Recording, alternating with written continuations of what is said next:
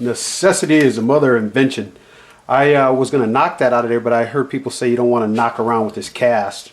So they press these things out. And I don't have a press, but I took 4 bolts, taped them together, put it on this side, take a screw that's about the same size as a machine screw, put it on that side, and then I bring in a clamp, and man, it pressed it right out. Press this one out, now I'm going to do this one. Well, the first one took about 5 minutes to set up and do that. This one's taking me about a half hour. It's just hard getting this thing clamped in there, but once you get it set up, you just pop the pin out like that.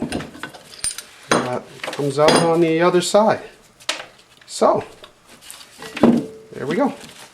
That's separated, and I'm going to have to do that probably with the door here. I'm going to do that also with this one and knock this pin out. Well, folks, there is a little pin in here, and we'll get that out of there, and this thing should come apart.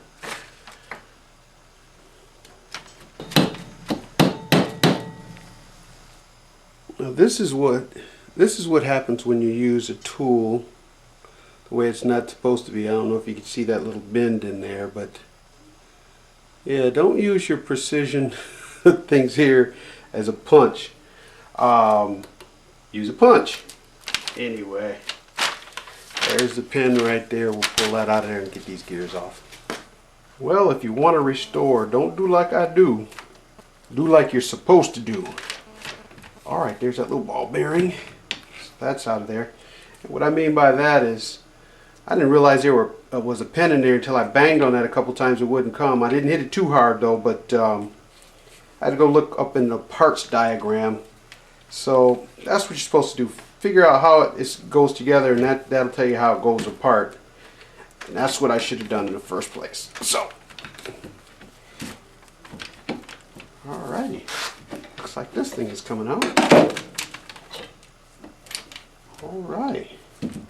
So we're going to be able to get the back gear off of here.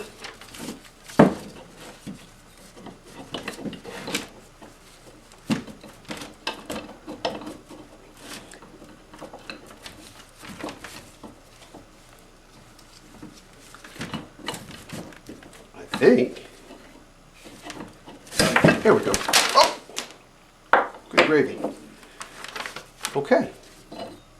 One back gear. One back gear off. Okay. I cleaned this one up. This gear up with mineral spirits. Now I'm going to clean this one up.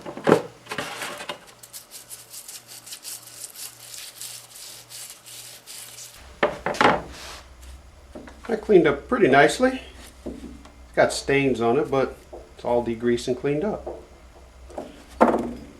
And now to do this one.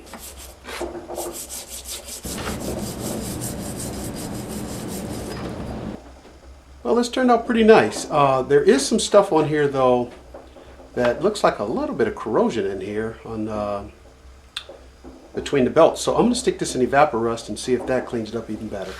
I took a little break from cleaning, and I want to get this door cleaned up.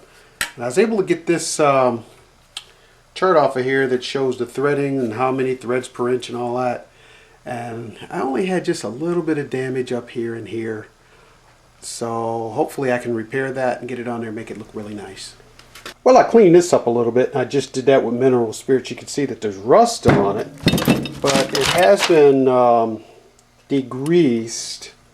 I want to stick this in the Evaporust, but I'm going to wait until I try the dry ice to get that bearing off of there, and I want to get this in Evaporust too. So once I get that dry ice, I'm going to give that a shot on getting that bearing off of there, and then we'll try the Evaporust, see what that is. In the meantime, I stuck a couple of more parts over here in the electrolysis tank. It's that door that I took the plate off of, and it's a bubbling, which is a good thing. So we'll get those things cleaned up. Here's a pretty good peek at what the ways look like right now. And I'm going to try something, guys. For you professionals, I'm going to warn you right now, turn away. Do not watch this. This is going to make your blood boil. Okay, remember professionals, I told you to look away? What this is a sheet of glass. It was a shower door, and I glued down some 500 and 220 wet dry. Since glass is flat, I saw a guy do this with a cylinder head, and it really smoothed down a cylinder head, so I'm going to try it with this.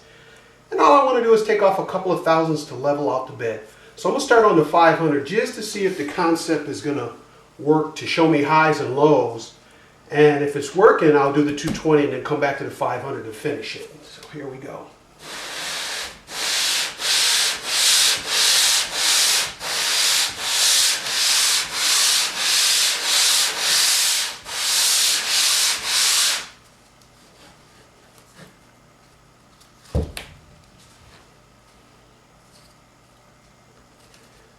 Okay,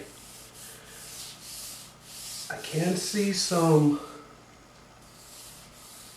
just a little light stuff. I might have to go with the 220 to get a little bit better of a cut on it.